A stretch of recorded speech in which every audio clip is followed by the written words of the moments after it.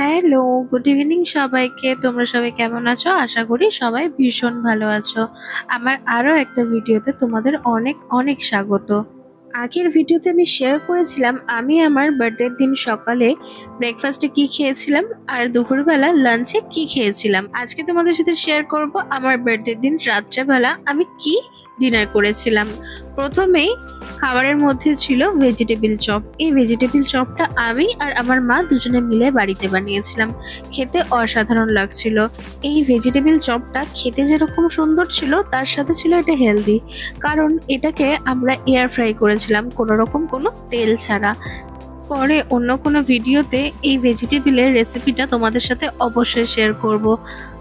Tomato sauce আর স্যালাডের সাথে এই vegetable চপটা খেতে কিন্তু দুর্দান্ত লাগছিল।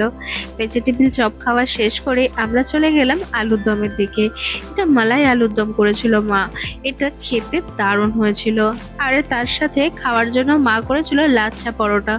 আমার মা ফার্স্ট টাইম লাচ্ছা পরোটা বানিয়েছিল। আমার লাচ্ছা পরোটাটা খেতে বেশ ভালো লাগে, তাই জন্য মা ট্রাই করেছিল। খেতে খুব সুন্দর হয়েছিল। আর এই আলুর দমটার সাথে লাচ্ছা পরোটাটাও ওফ, দারুণ কম্বিনেশন মিলেছিল। খুব সুন্দর লাগছিল দুটোর কম্বিনেশন একসাথে। আর এই মালাই আলুর দমটা মা ফার্স্ট টাইম ট্রাই করেছিল। এই মালাই আলুর দম দিয়ে এই লাচ্ছা পরোটাটা তো দুর্দান্ত, একদম জমে গিয়েছিল। পরোটা আর আলুর দম খেতে কার না ভালো লাগে। আমার এই পরোটা জাতীয় জিনিসের সাথে আলুর দম যেরকমই হোক না কেন খেতে ভীষণই ভালো লাগে। তোমরা পরোটা, লুচি এইগুলোর সাথে কি খেতে পছন্দ করো আমাকে কিন্তু কমেন্ট করে অবশ্যই জানিও।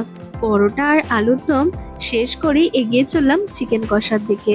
আজকে চিকেন কষাটা মা একদম রগরগে করে বানিয়েছিল আর ভীষণ সুন্দর খেতে হয়েছিল। আর এই যে ফ্রাইড রাইস, এই ফ্রাইড রাইসটা মা অনেক সবজি দিয়ে একটু মিষ্টি মিষ্টি করে বানায়। এই ফ্রাইড রাইসটা খেতে কিন্তু ভীষণ ভালো লাগে।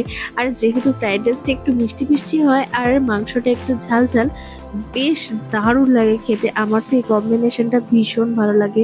তোমাদের কার কার এই মিষ্টি মিষ্টি ফ্রাইড রাইসের সাথে চিকেন কষা খেতে ভালো লাগে কমেন্ট করে কিন্তু অবশ্যই জানিও। আমি ফ্রাইড রাইস আর চিকেন কষার সাথে খাওয়ার জন্য একটু পেঁয়াজ নিয়েছিলাম কেটে সাইডে, কিন্তু ফ্রাইড রাইস আর চিকেন কষাটা খেতে এতটাই টেস্টি হয়েছিল আমি ওটাই খেয়ে যাচ্ছিলাম, পেঁয়াজের খেতে ভুলেই গিয়েছিলাম। শেষে আবার মা মনে করিয়ে দেওয়ায় আবার একটুখানি ফ্রাইড রাইস, চিকেন আর তার সাথে পেঁয়াজ নিয়ে খেয়ে দেখেছিলাম। খেতে অসাধারণ লাগছিল স্যালাড নেওয়ার পর। ব্যাস, আজকের মতন ঝালের পর্ব এখানেই শেষ। খাবারের শেষ পাতে ছিল রসগোল্লা। এই রসগোল্লাটা একটু বেশি টেস্টি ছিল, কারণ এই রসগোল্লাটা আমাদের দেশের বাড়ি মুর্শিদাবাদ থেকে আনা হয়েছিল। ওকে, দ্যাটস ইট ফর টুডে। আমার ভিডিওটি ভালো লেগে থাকলে লাইক, কমেন্ট, শেয়ার, সাবস্ক্রাইব করে পাশে থেকো। বাই।